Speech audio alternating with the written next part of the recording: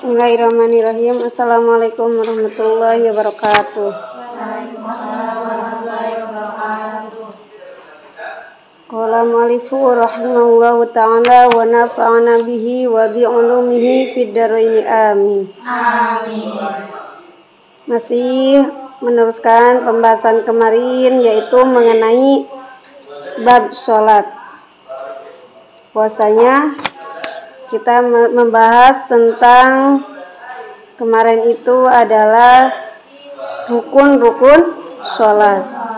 Rukun sholat itu ada berapa? Ada 17. Ingat, kita harus hafal semua rukun-rukun ini. Yang pertama adalah niat. Niat dalam sholat adalah termasuk rukun. Yang namanya rukun berarti harus ada dalam sholat. Kalau kita sholat tidak niat, maka sholatnya tidak sah. Kemudian kan ada tujuh hal yang berkaitan dengan niat. Yang pertama ta'rif niat, ya kan, kemarin udah pernah bahas. Terus yang kedua apa? Gimana itunya, syairnya?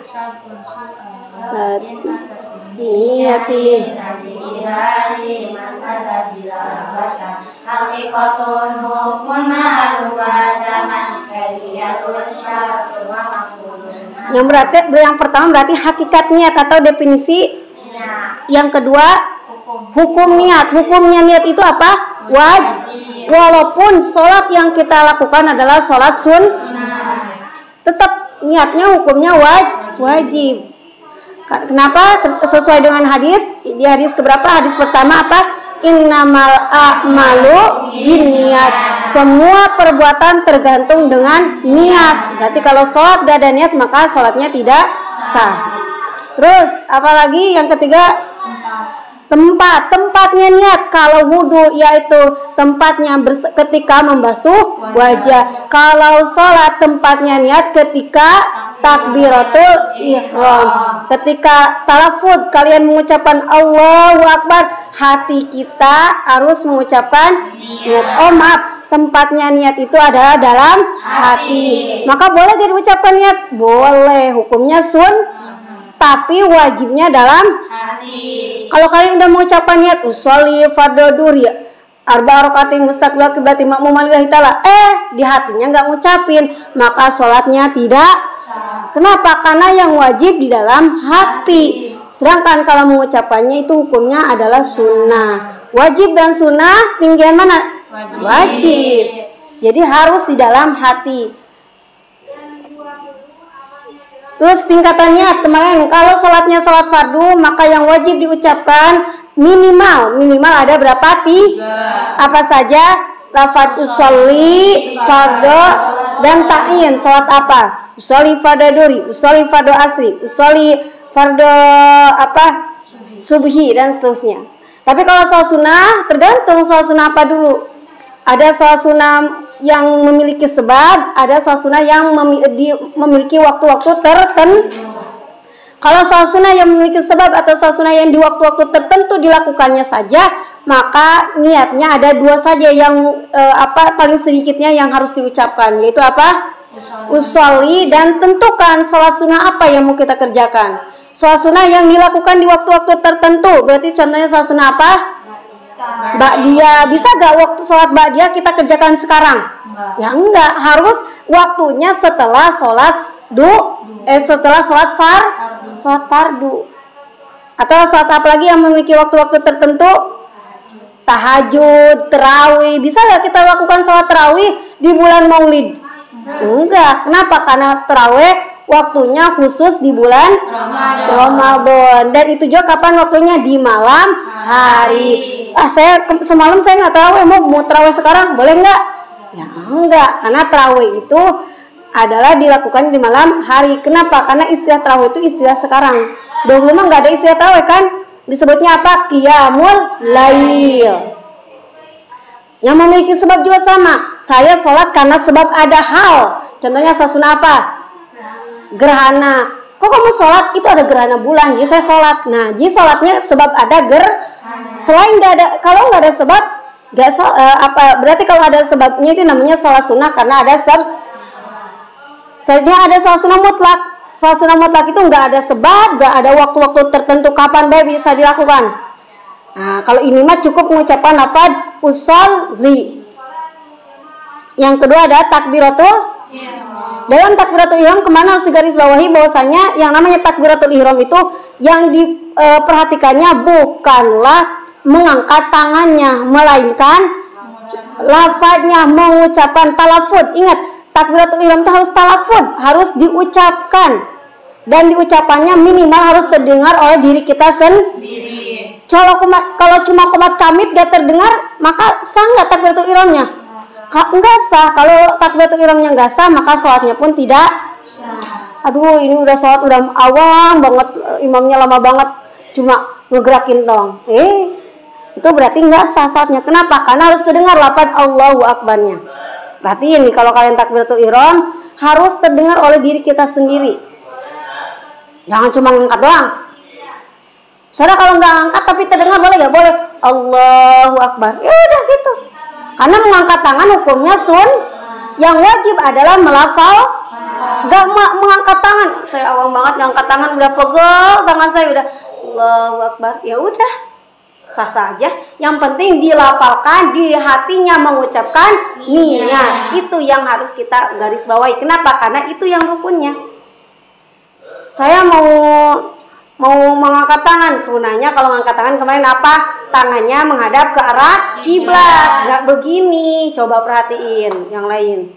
Allah, nggak begini juga, agak renggang tapi agak membungkuk sedikit supaya menghadap ke arah kiblat. Nggak gini. Saudara, kalau ini masalahnya begini segini nih. Kalau itu hal yang berkaitan dengan sunnah, kita nggak usah mesti protesin orang lain, nggak mesti udah nggak usah fanatik. Tapi afdolnya Nabi dulu sholat begitu, itu sempurnanya paling bagusnya begini. Kalau begini gimana? Ya nggak apa-apa, karena yang penting mah mengangkat ya kan. Tapi afdolnya begini. Kalau nggak begini gimana? Ya nggak apa-apa, nggak usah dipermasalahkan karena itu hukumnya Nah, membaca takbiratul ihram harus terdengar, terus bacaannya juga harus jauh. Makhrijul hurufnya juga harus Allahu Akbar. Akbar huruf apa itu akbar? Sedangkan akbar huruf apa? Jadi jangan sampai salah. Wal qiyamu dan berdiri di dalam sholat fardu. Jadi berdiri ini dihususkan, rukun ini hanya untuk pada saat sholat fardu, di mana orang yang sholatnya ini mampu untuk melakukan berdiri. Kalau gak mampu berdiri, contohnya kakinya sakit, ada luka di telapak kakinya, kalau nggak mampu berdiri ya udah duduk. Saya mampu, saya berdiri, tapi saya lagi sholat sunnah, males berdiri, boleh gak duduk? Boleh. Kalau sholat sunnah boleh. Tapi kalau sholat fardu tidak boleh. Berdiri itu tegap, jangan bongkok. Anak masih muda udah bongkok. Wa qiraatul Fatihah, dan membaca suratul Fatihah. Nah, itu hukumnya wajib membaca Fatihah. Jadi kalau malah bercanda, pas ini enggak keburu ke Fatihah, wajib bacanya. Kalau enggak berarti harus nambah satu rakaat. Karena rakaat contoh fadilah. Waktunya sholat maghrib, karena imamnya katanya Ustadz Anu yang lama, katanya akhirnya nanti dulu, tahu-tahu pas dia udah baca surat, pas baca surat ternyata suratnya Al-Kautsar. Pendek apa panjang Al-Kautsar? Pas baru Bismillahirrahmanirrahim, Alhamdulillahirabbil alamin, udah Allahu Akbar si imamnya. Keburu nggak berarti membaca Fatihahnya? Berarti harus ditambah satu. Karena apa? Karena kita main-main. Kalau nggak keburunya bukan karena sebab main-main, ya tidak apa-apa, karena ditanggung oleh Kemarin dibahas makmum itu ada berapa? Ada makmum apa? Muwafiq, ada makmum masbuk. Kalau makmum muwafiq itu makmum yang memiliki sempat waktunya untuk membaca suratul Fatihah. Tapi kalau makmum masuk gak sempat waktunya untuk membaca suratul. Makmum masbuk bacaan Fatihahnya. Kalau nggak cukup waktunya untuk membaca satu Fatihah, maka ditanggung oleh imam. Ditanggung oleh siapa? Imam. Tapi kalau makmum Kalau makmum muafiq, maka harus wajib bagi dia membaca sendiri. Wajib. Berarti kalau nggak baca, berarti harus nambah. Karena satu rakaat itu tidak dianggap sholat. Kenapa nggak dianggap? Nggak dianggap satu rakaat? Karena ada satu rukun yang tertinggi, yaitu rukun apa? Membaca suratul Fatihah. Ada orang baru masuk Islam, nggak bisa baca Al-Quran. Nah, orang nggak bisa baca Al-Quran namanya orang ummi. Ummi itu orang yang tidak bisa membaca Al-Quran.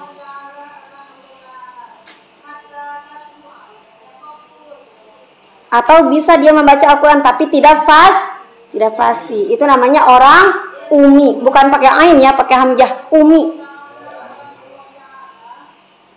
Kita bermakmum sama orang, kalau kita orang yang qori, orang yang mampu dan membaca Al-Quran dengan fasih, dengan mahrujul huruf bagus, dengan semuanya yang bagus, kita bermakmum dengan orang ummi, tidak sah makmumnya dengan orang ummi. Orang ummi bermakmum dengan orang ummi lagi, orang boton apa-apa nggak apa-apa. Tapi orang yang qori, orang yang bisa membaca Al-Quran, tidak sah bermakmum kepada orang ummi. Wa qiraatul Fatihah dalam Fatihah itu kemarin udah dibahas syarat-syaratnya ya. Bacaannya harus kamil, sempurna.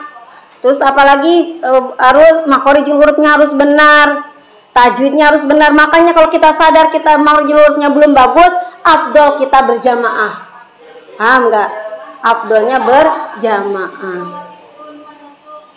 Gak boleh di sela-sela suratul Fatihah dengan bacaan zikir lain. Gak boleh diam terlalu lama dalam membaca Al-Fatihah. Bismillahirrahmanirrahim. Alhamdulillahirabbil alamin. Diam. Ar-Rahmanirrahim. Gak ada kemaslahatan untuk sholat, gak boleh. Saudara kalau batuk, lama sampai setengah menit. Ya gak apa-apa. Karena bukan kemauan kan. Diam sebentar pun kalau niat memberhentikan bacaan, ulang lagi bacaannya. Bismillahirrahmanirrahim, berhenti. Niatnya emang niat berhenti bacaan. Gak boleh, harus diulang lagi bacaannya. Ruku dan ruku, kemarin udah bahas ya, ruku bagaimana. Ruku yang sempurna itu, paling abdolnya ruku itu di mana punggung kita itu rata ya, rata seperti Saudara kalau bungkuk ya gak apa-apa. Intinya paling sedikitnya, paling minimalnya ruku itu sampainya kedua telapak tangan kepada lutut. Ingat di atas lutut. Ini ya. Sampai sana ternyata malah jadi bungkuk. Ya udah nggak apa-apa. Karena tapi abdolnya paling sempurnanya rata. Nggak usah diperbahas. Ya Allah, berarti kalau nggak rata berarti nggak sah ya, orang begitu, enggak. Dalam ruku itu ada yang namanya tumaknina itu apa kemarin? Diamnya anggota badan setelah diamnya itu bukan setelah ruku, setelah bergerak. Diamnya berapa menit? Gak lama. Minimal seukuran membaca subhanallah. Ini mah baru berdiri baca suatu Fatihah, ruku tek keburu gak baca subhanallah. Kalau begini ruku langsung berdiri lagi. Ada nggak bacaan subhanallahnya? Berarti nggak ada tumaninanya. Kalau nggak ada tumanina berarti ada satu rukun yang tertinggi. Berarti sholat rakaat tersebut tidak dianggap. Yang selanjutnya adalah tidak itu adalah bangun dari ruku. Bacaan iktidalnya hukumnya apa? Sunnah, nggak baca juga nggak apa-apa. Aduh, saya soalnya buru-buru nggak sempat baca iktidal ya. Buat anak-anak yang penting ada tumaknina. Tumaknina itu seukuran membaca subhanallah. Setelah ruku, tek, langsung sujud. Tapi masa baca disunahkan membaca doa iktidal. Agak lama juga baca iktidal juga. Wa tumaninatu fi, dan tumanina pada dalam i'tidal. Wa sujudu, dan sujud. Sujud itu berarti meletakkan ketujuh anggota sujud kepada tempat ibadah. Tujuh anggota sujud itu kemarin mana aja? Jabhah, kening. Terus apa lagi? Kedua telapak tangan, kedua lutut. Ya, kedua telapak tangan bersama ruku ininya. Kedua lutut dan kedua telapak kaki. Yang namanya kening itu yang ini nih, yang depan ini. Berarti yang pinggiran ini nih, tulang pinggir-pinggir itu enggak. Berarti kalau ada orang ruku, contohnya ini jabahnya yang pinggirannya, dia begini agak miring dikit. Oh, rasa. Kenapa jabahnya gak nempel kepada tempat sujud?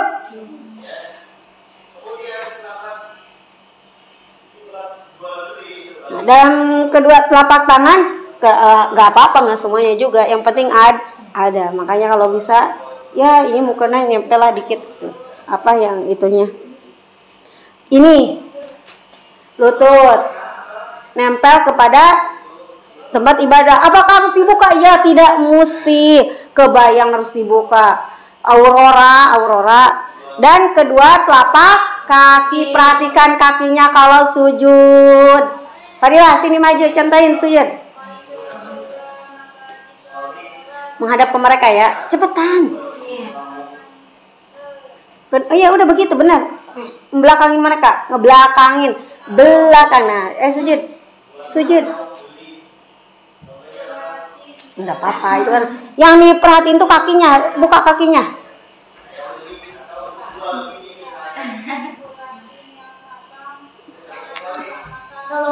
Ih, gak kelihatan Fadilatul Nisa.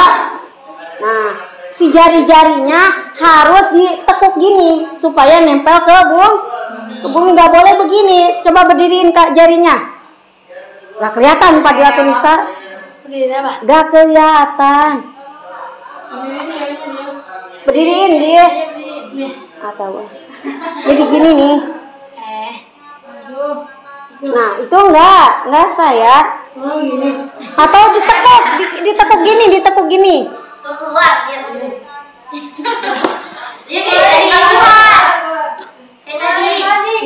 Nah, enggak sah. Tidak sah, udah, terima kasih. Itu tidak sah. Kalau wudu, kalau sujud seperti itu enggak sah. Perhatiin jari-jari kakinya juga. Terus dalam sujud juga harus semua anggota badan itu diberatkan kepada kepala.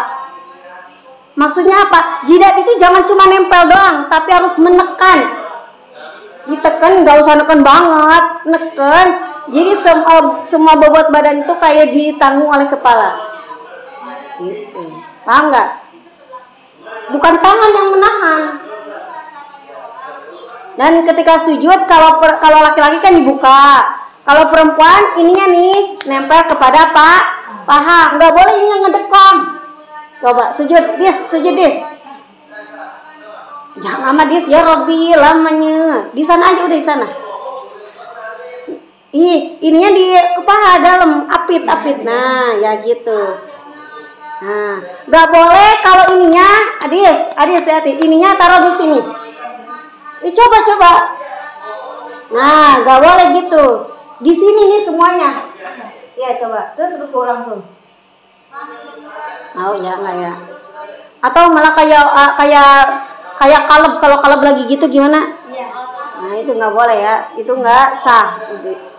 Terus kepala lebih rendah daripada jadi pantatnya lebih tinggi daripada. Jangan sejajar. Kalau sujud jangan sejajar antara pantat dengan kepala. Coba gimana kalau sujud kepala sama pantat sejajar gimana? Dis. Sejajar. Nah, nggak sah. Nggak sah.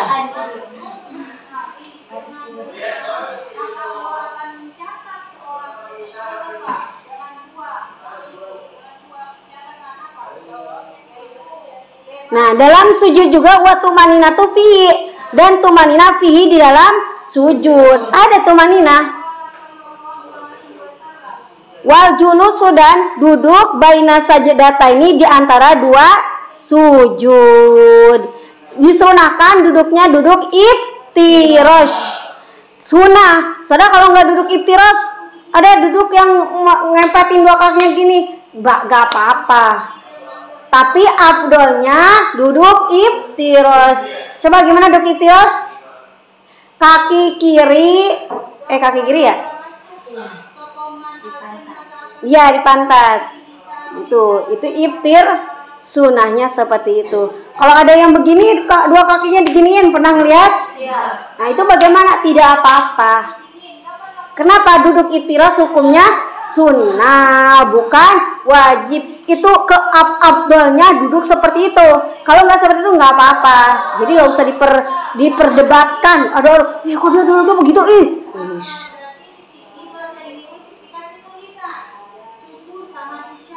Wa tumanina dan tumanina fihi di dalam duduk di antara dua sujud. Wa tasyahhudu dan tasyahud al-akhiru yang terakhir. Nah, tasyahud akhir yang rukun yang wajib. Wa qu'udu dan duduk fihi di dalam tasyahud akhir. Kalau duduk di antara dua sujud, sunahnya duduk iftirash, tapi kalau duduk pada tasyahud akhir, sunahnya duduk tawaruk. Bagaimana kalau duduk tawaruk? Beda gak sama iftirash? Beda. Itu sunahnya ya. Berarti kalau nggak ada yang sujud itu ya nggak apa-apa.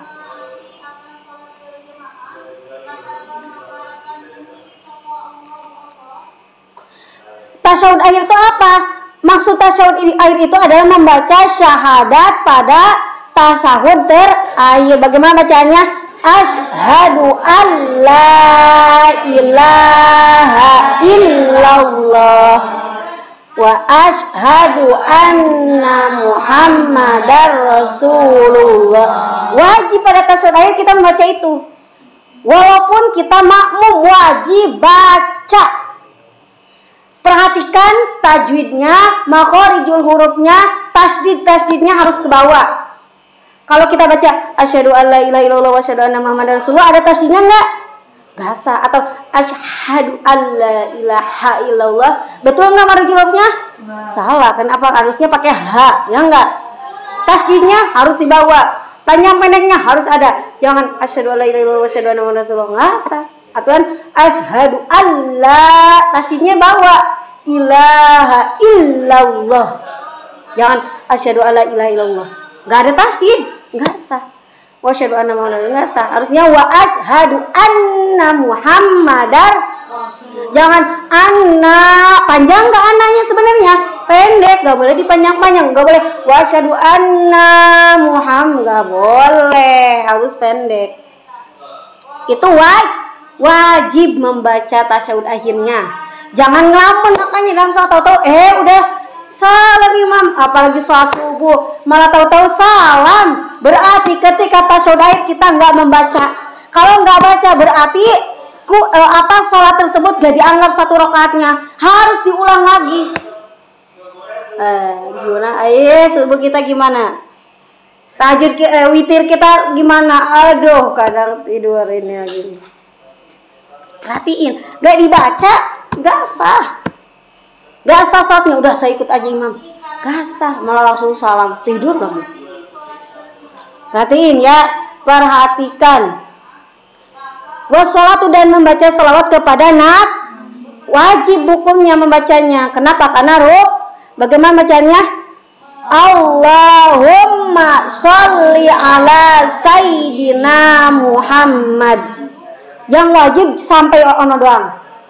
Yang wala ali sayyidina Muhammad dan salawat kepada salawat Ibrahim, yaitu kama sholli ala sayyidina Ibrahim, itu hukumnya sunnah. Yang wajib adalah Allahumma sholli ala sayyidina Muhammad atau Allahumma sholli ala Muhammad. Itu doang yang wajib. Jadi kalau kita buru-buru salat cukup gini juga nggak apa-apa.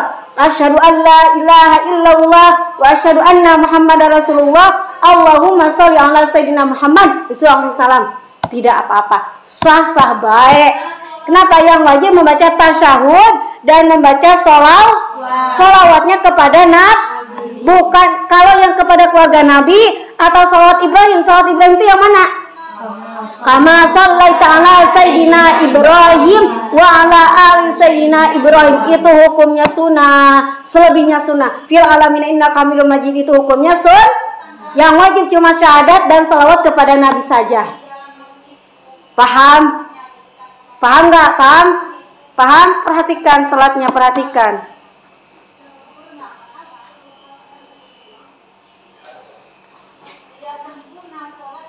Wassalamu, dan mengucapkan salam. Maksudnya salam yang pertama, berarti salam yang melirik ke arah kanan. Assalamualaikum warahmatullahi. Wajib. Kalau cuma gini dong, gak sah. Ya apaan, mutari saman kamu. Wajib mengucapkan Assalamualaikum warahmatullahi. Paham? Wajib. Dan harus terdengar ucapan salamnya oleh diri kita. Jangan cuma komat kami toh. Gak sah. Tajwidnya harus terbawa, tasdidnya harus terbawa. Jangan Assalamualaikum warahmatullahi. Ada tasnya enggak?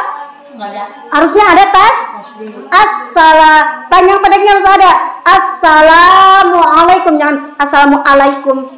Betul apa enggak alaikum? Enggak. Atau Assalamualaikum. Betul apa enggak?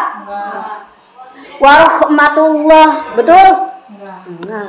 Tajwidnya harus diperhatikan. Paham? Perhatikan. Semua yang harus diucapkan di dalam rukun, berarti itu namanya rukun qauli. Rukun apa? Qauli. Berarti rukun qauli tadi, rukun itu udah pernah dibahas ya. Rukun itu ada berapa? Ada 3, ada rukun qauli, rukun qalbi, rukun fi'li. Kalau rukun qalbi hanya 1, yaitu rukun yang wajib diucapkan qalbi di dalam hati. Apa? Yaitu Kalau rukun qauli yang wajib diucapkan dan ucapannya harus terdengar oleh diri kita, apa saja? Takbiratul ihram, suratul Fatihah, sholawat, syahadat, salam. Syahadat jangan dilupain, wajib itu terdengar. Kalau cuma komat kamit gak sah, harus terdengar oleh diri kita. Ingat, semua rukun qauli harus terdengar minimal oleh diri kita. Dan bacaannya harus fasih, tajwidnya harus benar, makhraj hurufnya harus benar. Kalau rukun fi'li berarti yang gerakannya saja. Berarti apa saja kalau rukun fi'li? Berdiri, terus ruku, apa? Iya, tidak. Terus sujud. Duduk di antara 2 sujud. Terus duduk tasyahud akhir. Salam mah ucapan. Liriknya mah enggak. Assalamualaikum. Misalnya kalau udah salam pertama kentut boleh gak? Boleh. Kenapa? Karena yang wajibnya ke kan salam pertama, salam kedua mah enggak sunnah. Paham? Watartibu yang terakhir harus berurutan dalam sholatnya. Gak boleh setelah ruku langsung begini, langsung jontor ke bawah untuk sujud. Lagi gini, langsung gitu gak berdiri dulu. Abis itu gak boleh. Paham gak? Harus berurutan. Terus di dalam semua gerakan rukun fi'li tadi apa saja? Tapi yang dari mulai ini, ruku, terus apa lagi? I'tidal, sujud, itu harus punya tujuan. Ruku tujuan untuk ruku, i'tidal tujuan untuk i'tidal. Jangan orang lagi ruku kaget langsung berdiri. Nah, sekalian i'tidal. Punya niat gak berarti awalnya? Enggak, yang namanya punya niat ketika dia berdiri merukuk. Kan ada gini contoh, mungkin ya itu ada zaman dahulu mungkin ya. Lagi orang lagi selesai membaca suratul Fatihah, tiba-tiba di depan dia ada kucing, dia mau ngibasin kucing, pus jongkok kan, bungkuk. Sekalian dia udahlah sekalian ruku. Nah, berarti gak niat ruku awalnya, ya enggak? Awalnya gak niat ruku. Lagi ruku, kaget, langsung tiba-tiba karena kaget langsung tegak berdiri. Berarti tegapnya untuk bangun dari ruku apa bukan? Karena kaget, maka itidalnya nggak sah. Kalau mau itu berarti balik lagi ke ruku baru bangun. Lagi itidal. Karena apa namanya? Kakinya sakit tiba-tiba langsung jatuh. Sekalian aja sujud. Niat awalnya mau sujud apa bukan? Nah, harus ada niat. Sujud harus ada niat untuk sujud. Paham ya? Paham nggak maksudnya? Coba dalam rukun sholat ini ada yang ditanyakan? Bisa kalau sholat istikharah masuknya ke sunnah. Sunnah apa ya coba? Ada sebab Mutlak. Nggak ada sebab, itu mah karena keinginan aja. Orang nih, kalau kata guru kita, saya pernah ingat, biasakan sholat istikharah agar semua pilihan yang kamu pilihkan itu hakikatnya Allah yang memilihkan, dan itu kebaikan. Biasakan sholat istikharah itu guru kita suka bilang, biasa ini sholat istikharah, selalu sering. Jadi sholat istikharah itu bukan karena saya pengen ini baru sholat istikharah, enggak. Setiap hari itu biasakan untuk sholat istikharah. Kalau enggak habis sholat duha ya malam, itu guru kita suka bilang gitu. Agar dalam setiap arahan hidupnya itu selalu terarah dan itu kemaslahatan banget untuk kita. Enggak ada rasa keraguan, enggak ada rasa kenapa sih? Kenapa? Karena hati kita udah ditunjukkan oleh Allah langsung. Biasakan istikharah, itu guru kita. Ada yang nanya? Gak ada. Syurutus sihati sholati, bermula syarat sahnya sholat. Bermula syarat sahnya sholat yaitu khamsata asyara, ada 15. Kalau kemarin syarat wajib sholat. Syarat wajib sholat itu seseorang diwajibkan sholat kalau udah nyampe syaratnya, ya enggak? Kalau ini mah seseorang udah wajib sholat tapi harus memenuhi syarat ini, kalau enggak sholatnya enggak sah. Syarat wajib sholat ada berapa? Tadi ada 15. Al-Islamu, rupanya Islam. Wa tamizu, dan tamiz. Berarti anak yang belum tamyiz maka belum sah sholatnya. Ada anak diajak sholat sama bapaknya, ayo tong sholat tong. Umur 5 tahun dia belum tamyiz, ikut sholat, maka sholatnya tidak sah. Tapi nggak apa-apa mengajarkan sholat. Wadukhulul wakti, dan masuk waktunya sholat harus udah masuk waktu sholat. Kalau belum masuk sholat, udah sholat baik, maka sholatnya tidak sah. Dalam menentukan masuknya waktu itu bisa dengan keyakinan, tahu ilmunya. Oh, biasanya duhur itu kalau matahari udah mulai condong ke barat, maka dia udah masuk waktu duhur. Ijtihad. Atau dengan tahu karena ngelihat jam. Paham nggak?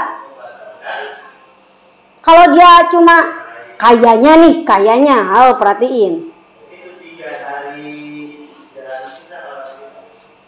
Wal ilmu bifardiyat, wal ilmu, dan mengetahui bifardiyatiha akan padu-padunya sholat. Dia harus tahu padu-padunya sholat, kepaduannya sholat itu.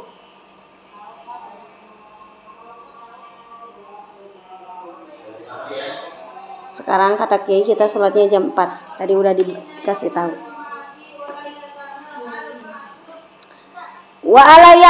Jadi kalau kita sholat itu harus tahu ini hukum sholatnya apa. Sholat apa wajib? Sunnah apa wajib?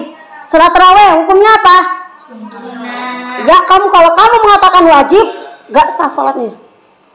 Sholat duhur hukumnya apa? Wajib. Kamu meyakini itu sunnah, gak sah sholat duhurnya. Paham maksudnya? Walayataki, dan hendaknya tidak meyakini sapa musolli, orang yang sholat fardan akan satu fardu atau satu rukun min furudiha, dari fardu-fardunya atau dari rukun-rukunnya sholat, sunnatan, sunnah, akad sunnah.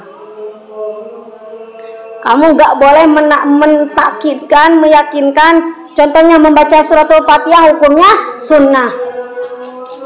Nah itu tuh karena kebiasaan kalian masuk gak pernah ketok Makanya biasain masuk rumah, masuk apapun, mau ada orang nggak ada orang, ketok dulu salam. Itu fungsinya. Kalau ada orang kita, itu namanya tidak beradab.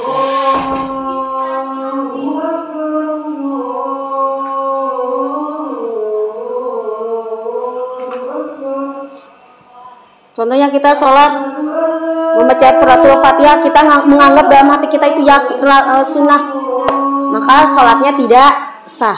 Sekarang saya tanya, tasyahud hukumnya apa?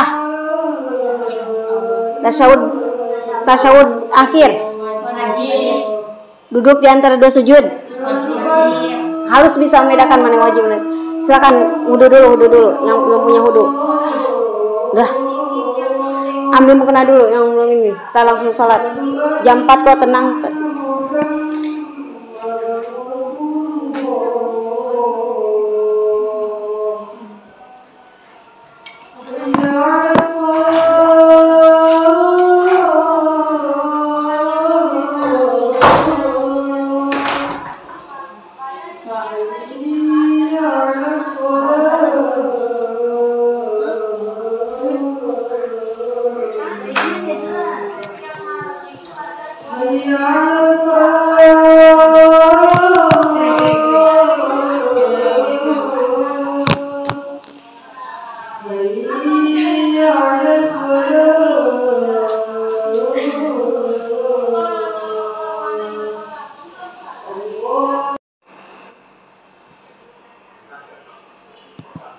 Pisaubi pada pakaian, wal banani dan badan, wal makani dan tempat.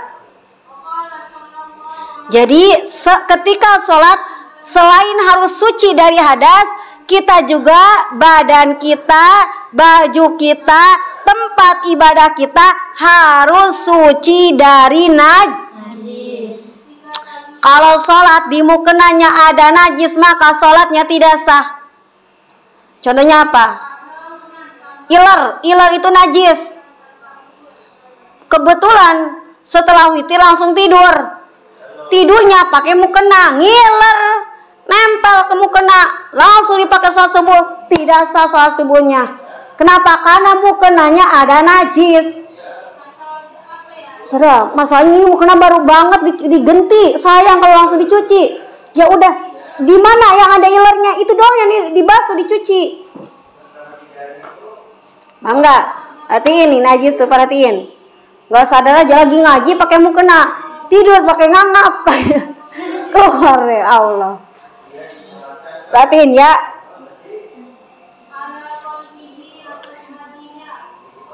Atau nih perempuan nih, perhatiin perempuan. Ada keputihan di dalamannya. Keputihan hukumnya najis. Sholat memakai dalamannya ada najisnya, ada keputihannya, berarti sholatnya tidak sah. Ke hamam, perhatiin ke hamam tuh, baju yang ngengsar itu angkat kalau ke hamam. Di hamam ada atau pas jalan ke hamam itu ada becekan, kita nggak tahu airnya suci, itu jelas banget itu kotor tempatnya, pasti otomatis pasti najis. Nempel ke bawah sama baju kita, sholat gak sah sholatnya. Jalan kita dari tangga, dari atas atau dari situ, dari hamam, sepanjang jalan tuh kotor, banyak najisnya, nggak ada yang miketin. Kalian jalan aja dengan pedenya, kakinya basah, najis itu, bawa sholat najis itu di badannya. Perhatiin. Tempatnya kita sholat, ternyata di tempat sujud kita ada ada darah. Enggak, kalau darah sedikit dimafu. Ada apa ya? Ada tai cicak. Sujud, kecium lagi sujud. Ya Allah. Namun dalam sholat juga ingat ada najis yang apa yang dinajis yang dimafu dalam sholat? Darah yang sedikit. Tapi bangkai hewan yang dimafu dalam air tidak dimafu dalam sholat. Kamu di mukena ada satu bangkai semut, gak sah sholatnya. Kamu sebelum sholat, kamu naruh mukena sembarangan. Abis itu dijadiin alas buat sama si kucing, 3 kucing tidur di sana. Ternyata mukenanya penuh dengan bulu kucing. Sholat gak dikibasin. Sholat membawa bulu kucing gak sah, karena bulu kucing najasatun, najis. Kecuali kalau bulu kucingnya dikit. Perhatiin.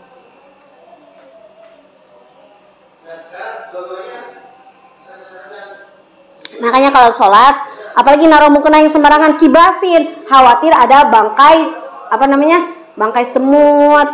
Pas sholat di depan kibasin, bersihin dulu. Saya pribadi kalau mau sholat gak pakai sejadah, saya pasti bersihin dulu. Pak, udah pakai bawaan, saya copot dulu bawaannya, bersihin. Khawatir gak kelihatan. Karena harus syarat sahnya sholat harus suci dari najis pada tempatnya juga. Terus saudara, kalau kita di bawahnya ada bangkai ada tai cicak yang udah kering, ditumpuk sama sejadah. Gimana? Tempat sujud kitanya adalah sejadah, maka tetap sah. Wasatul aurati, dan menutup aurat. Auratnya laki-laki dari mana sampai mana? Pusar sampai lutut. Berarti kalau ada laki-laki sholat dengan telanjang nutupin pusar sampai lutut, sah-sah bae sholatnya. Tetapi orang tidak urep, gak sopan, tapi sah. Kalau auratnya wanita merdeka itu bukan budak. Kita wanita merdeka bukan? Wanita merdeka kita. Maka bukan lagi. Kalau auratnya wanita merdeka seluruh badan, kecuali wajah dan kedua telapak tangan. Itu dalam sholat. Selain sholat seluruhnya, wajah pun aurat.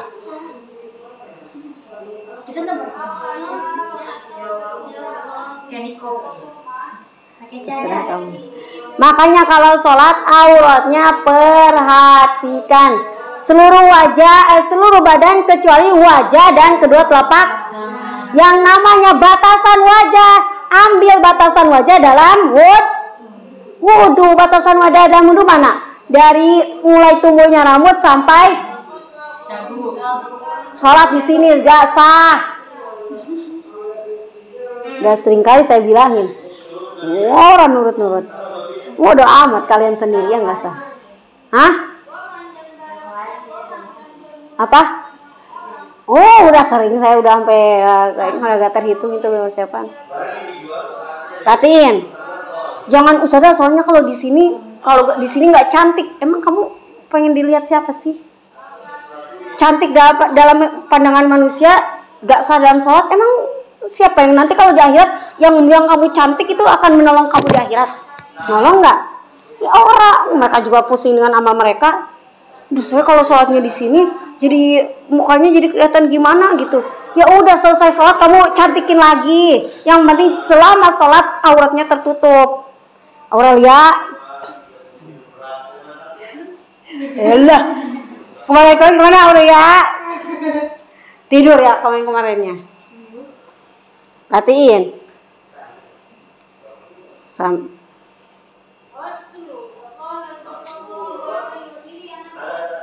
Kalau auratnya budak perempuan itu berarti milik tuannya. Nah, kalau aurat budak perempuan sama seperti laki-laki, dari pusar sampai lutut. Jadi kalau ada budak gak pakai baju, cuma nutupin pusar sampai lututnya, ya sah-sah baik. Yang gak ada budak zaman sekarang, Fadilah. Selanjutnya wastiqbalul kiblati, dan menghadap kiblat. Fi ghairi nafilah. Ingat, nafilah itu berarti salat sunnah. Fi ghairi nafilatis safari, pada selain salat sunnah dalam perjalanan. pada selain salat sunnah di perjalanan. Al-mubahi yang diperbolehkan. Sebenarnya ini mah buat orang yang biasa ngelakuin sholat sunnah. Contohnya biasa kita tidak pernah meninggalkan sholat duha. Tiba-tiba kita jalan-jalan jam 6 ke Bogor, ke villa. Mau nggak? Iya, bilang minta sama orang tua kalian nanti pulang ke rumah. Ya. Nah pas jalan-jalan tuh, pas di jalan udah masuknya waktu dua, aduh ini udah duha, saya udah punya wudu, sholat sunnah di jalan, di dalam kendaraan, ya udah semampunya, atau jalan kaki, ketika jalan kaki ya sah-sah aja. Ketika sholat lagi jalan ceritanya. Tapi perjalanannya harus yang dibolehkan, bukan untuk maksiat. Ini, ayo saya mau jalan-jalan ke Bogor, sekalian menemui ayang beb. Jalan-jalannya mau apa itu? Mau maksiat. Nggak boleh kalau itu mah. Wa sholatu syiddatil khaufi, dan sholat karena sangat ketakutan.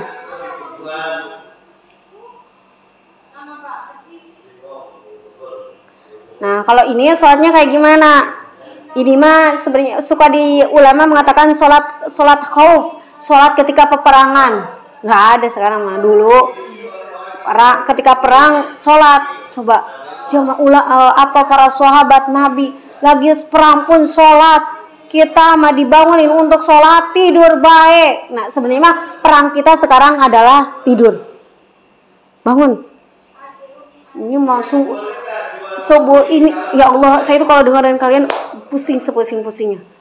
Habis ngaji malam-malam berisik yang kayak apaan. Udah mendekati waktunya witir. Seanyap-anyapnya Uti sholat. Gak tahu manusianya kemana. Padahal 5 menit sebelumnya itu masih kayak burung beo. Ya, burung kakak tua. Tapi 5 menit selanjutnya langsung anyap kayak di kuburan. Tahu bahaya lagi itu kalian tuh udah mau waktunya sholat. Itu ya kalian, Masya Allah banget saya itu kalau ngadepin kalian, ya Allah. Saya kalau di kamar astagfirullah itu mereka berisik, apalagi shoot. Berisik banget.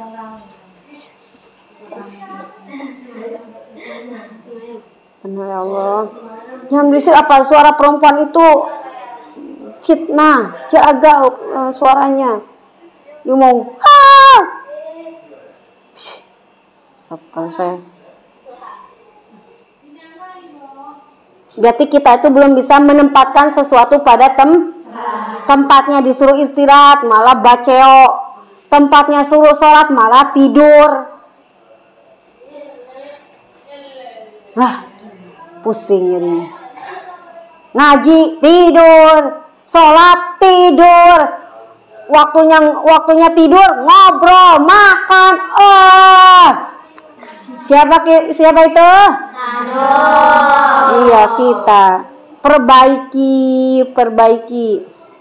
Apa kata Nabi? Orang yang paling bagus itu adalah yang hari besok lebih baik dari hari sekarang. Ini mah hari kemarin sama baik rata.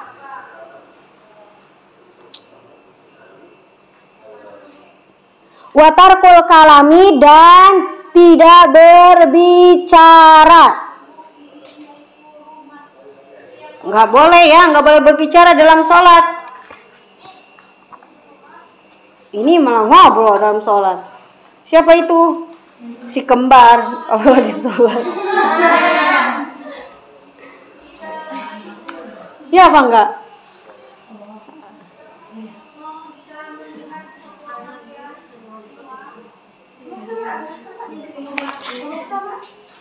Nggak boleh ya, nggak boleh ngomong. Walaupun cuma 1 huruf. Kalau bisa memahamkan, kalau ucapan 1 huruf juga dapat memahamkan, maka batal, gak sah sholatnya, berarti batal. Jangan bicara ya. Naam, berapa huruf? 3. Paham nggak orang ngomong naam? Ya, batal.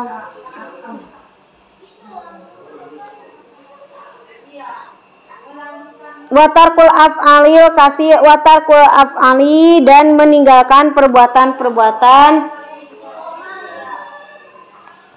Oh maaf, al kasih roti yang banyak. Gak maksudnya tidak bergerak, tidak banyak gerak.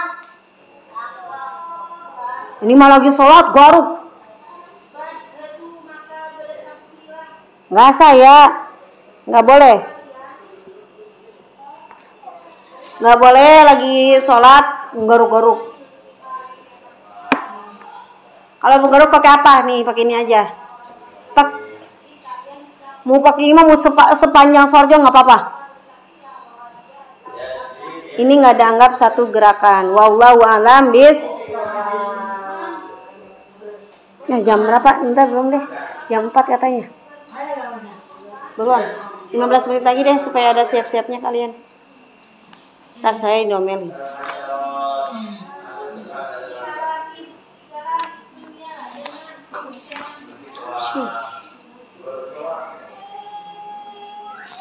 Tapi kalau satu gerakan nggak apa-apa.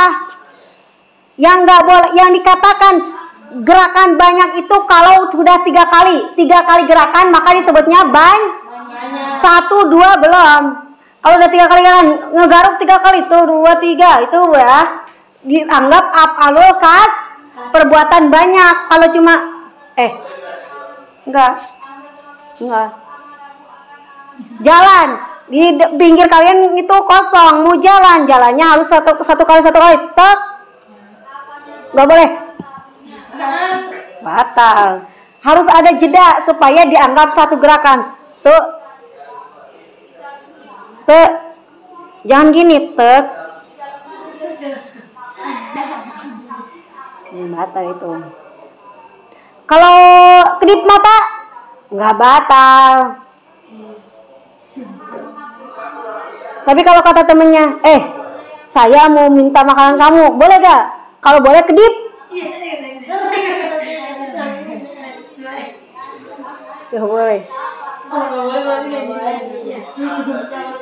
Lagi yang nggak sholat juga harusnya paham. Orang lagi sholat, lagi mau wusu menghadap Allah, malah diajak ngobrol. Gak boleh, syaitan berarti yang nggak sholatnya itu. Siapa yang suka kayak gitu? Syaitan berarti. Gak boleh ya. Saya mandinya habis kamu ya, bilangin yang lain ya. Cepetan gerakin mata. Iya cepetan. Gak boleh, berarti kita syaitan. Kenapa mahamin nggak ke orang? Ngelirik batal nggak? Nggak, tapi makruh. Lagi sholat ngelirik kanan, makruh. Nggak batal.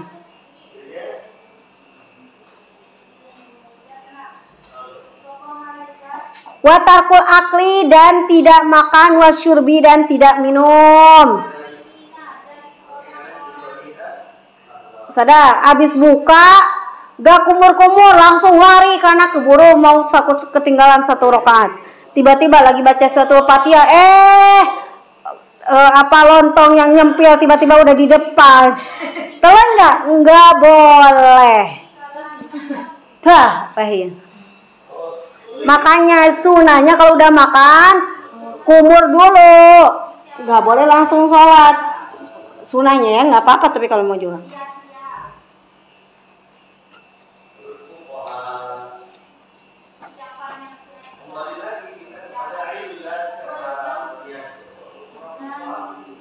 Nah, kalau sedikit mah nggak, sebenarnya mah nggak apa-apa, telan bae yang sedikit mah, cuma ya kurang. Kalau banyak ya itu udah makan udah tahu orang lagi sholat makan.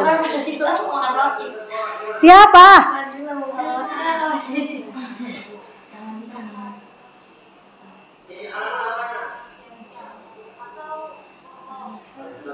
Kalau makan banyak itu, kategori makan banyak itu 3 kunyahan.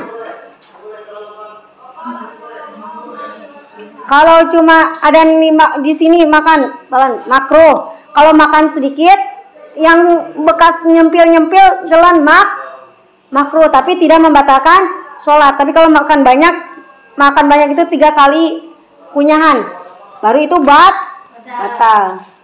Ustazah, saya makannya 1 kok. Makan apa emang? Makan biji jambu. Sengaja sebelum sholat saya nelen jambu. Lagi sholat baru dikunyah. Berapa kali itunya? Telan langsung nggak? Kalau ditelan langsung segini, telan langsung nggak apa-apa. Nanti kita benar mau jadi makan roti saya. Roti segini gini langsung ditelan. Iya. Ya nggak boleh, itu mah udah jelas. Siapa? Kurma ada. Kalau biskuit kan biasanya bisa diisap. Yang namanya makanan sedikit yang bisa ditelan langsung itu kayak yang nyempil. Kalau itu mah udah tahu seabag-abag gedenya juga. Kerasa lagi. Wa alla yang dia dan tidak boleh lewat apa rukun kauli masyaki bersama ragu finiyat taharumi dalam niat keharumannya ayatul zaman syaki atau lama apa zaman syaki waktu keraguannya. Wallahu a'lam bishawab.